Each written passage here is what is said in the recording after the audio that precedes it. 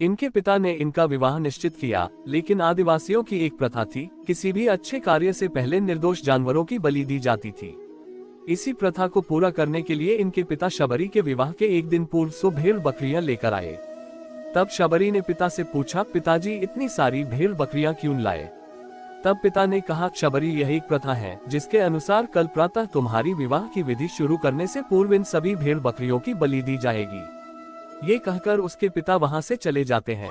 प्रथा के बारे में सुन शबरी को बहुत दुख होता है। वो पूरी रात उन भेड़ बकरियों के पास बैठी रही और उनसे बातें करती रही। उसके मन में एक ही विचार था कि कैसे वो इन निर्दोष जानवरों को बचा पाए। तभी एकाएक शबरी के मन में ख्याल आता है और वो भोर होने से पूर्व ही अपने घर से भागकर जंगल चली गई, जिससे वो उन निर्दोष जानवरों को बचा सके। शबरी भली भांति जानती थी, अगर एक बार वो इस तरह से घर से जाएगी तो कभी उसे घर वापस आने का मौका नहीं मिलेगा। फिर भी शबरी ने खुद से पहले उन निर्दोषों की सोची। घर से निकलकर शबरी एक घने जंगल में जा पहुंची। अकेली शबरी जंगल में भटक रही थी। तब उसने शिक्षा प्राप्ति के उद्देश्य से कई गुरुवरों के आश्रम में दस्तक दी, लेकिन शबरी तुच्छ जाति की थी, इसलिए उसे सभी ने धुतकार के निकाल दिया। शबरी भटकती हुई मतन ऋषि के आश्रम पहुंची और उसने अपनी शिक्षा प्राप्ति की इच्छा व्यक्त की। मतन ऋषि ने शबरी को सहर्ष अपने गुरुकुल में स्थान दे दिया। अन्य सभी ऋषियों ने मतन ऋषि का तिरस्कार किया, लेकिन मतन ऋषि ने शबरी को अपने आश्रम में स्थान दिया। शबरी ने गुरुकुल के सभी आचरणों को आसानी से अपना लिया और दिन रात अपने गुरु की सेवा में लग गई। शबरी जतन से शिक्षा ग्रहण करने के साथ साथ आश्रम की सफाई, गौशाला की देखरेख, दूध दोहने के कार्य के साथ सभी गुरुकुल के वासियों के लिए भोजन बनाने के कार्य में लग गई। कई वर्ष बीत गए। मतन ऋषि शबरी की गुरु भक्ति से बहुत प्रसन्न थे।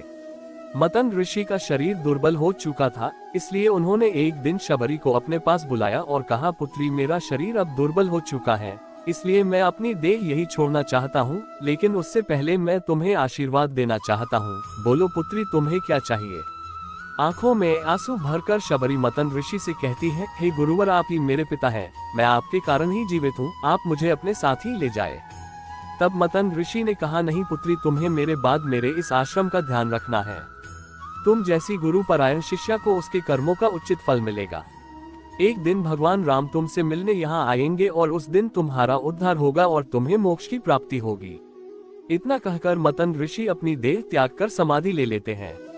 उसी दिन से शबरी हर रोज प्रातः उठकर बाग जाती है, ढेर सारे फल इकट्ठा करती, सुंदर सुंदर फूलों से अपना आश्रम सजाती। क्योंकि उसे भगवान राम के आने का कोई निश्चित दिन नहीं पता था, उसे केवल अपने गुरुवर की बात पर यकीन था, इसलिए वो रोज राम के इंतजार में समय बिता रही थी। वो रोजाना यही कार्य करती थी। एक दिन शबरी आश्रम के पास के तालाब में जल लेने गई। वहीं पास में एक ऋषि तपस्या में लीन थे। जब उन्होंने शबरी को जल लेते देखा तो उसे अछूत कहकर उस पर एक पत्थर फेंककर मारा और उसकी चोट से बहते रक्त की एक बूंद से तालाब का सारा पानी रक्त में बदल गया। ये देखकर संत शबरी को बुरा भला और पापी कहकर चिल्लाने लगा। शबरी रोती हुई अपने आश्रम में चली गई। उसके जाने के बाद ऋषि फिर से तप करने लगे। उसने बहुत से जतन किए, लेकिन वो तालाब में भरे रक्त को जल नहीं बना पाया। उसमें गंगा, यमुना सभी पवित्र नदियों का जल डाला गया, लेकिन रक्त जल में नहीं बदला। कई वर्षों बाद जब भगवान राम सीता हरण के बाद उनकी खोज में वहां आए, तब वहां के लोगों ने भगवान राम को बुलाया और आग्रह किया कि वे अपने चरणों के स्पर्श से इस तालाब के रक्त को पुनः जल में बदल दे। राम उनकी बात सुनकर तालाब के रक्त को चरणों से स्पर्श करते हैं, लेकिन कुछ नहीं होता। ऋषि उन्हें जो जो करने बोलते हैं वे सभी करते हैं, लेकिन रक्त जल में नहीं बदला। तब राम ऋषि से पूछते हैं, हे ऋषिवर, मुझे इस तालाब का इतिहास बताए। तब ऋषि उन्हें शबरी और तालाब की पूरी कथा बताते हैं और कहते हैं, हे भगवान, ये जल उसी शूद्र शबरी के कारण अपवित्र हुआ है। तब भगवान राम ने दुखी होकर कहा, हे गुरुवर, यह रक्त उस देवी शबरी का नहीं, मेरे हृदय का, जिसे तुमने अपने अपशब्दों से घायल किया। भगवान राम ऋषि से आग्रह करते हैं कि मुझे देवी शबरी से मिलना है। तब शबरी को बुलावा भेजा जाता है। राम का नाम सुनते ही शबरी दौड़ी चली आती है। राम, मेरे प्रभु, कहती हुई जब वो तालाब के समीप पहुंचती है, तब उसके पैर की धूल तालाब में चली जाती है और तालाब का सारा रक्त जल में बदल जाता है। तब भगवान राम कहते हैं, देखिए गुरुवर, आपके कहने पर मैंने सब किया, लेकिन ये रक्त भक्त शबरी के पैरों की धूल से जल में बदल गया। शबरी जैसे ही भगवान राम को देखती है, उनके चरणों को पकड़ लेती है और अपने साथ आश्रम लाती है।